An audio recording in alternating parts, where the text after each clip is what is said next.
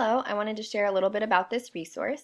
So there are 48 pages included with 7 differentiated versions. You can use them as a whole class as you work through this phonics skill, or you can differentiate depending on the different students' needs and use them all or a variation of them at the same time.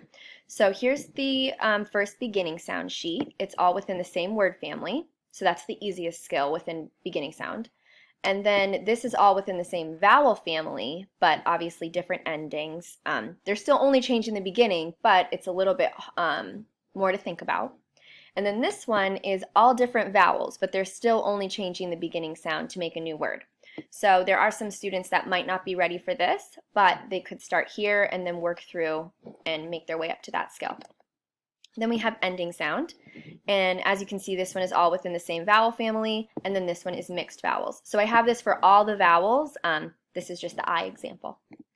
And then here's the middle sound. There's only one version of this one, and that is mixed vowels because we're changing the vowel sound, so it's mixed vowels. And then this is the most complicated one.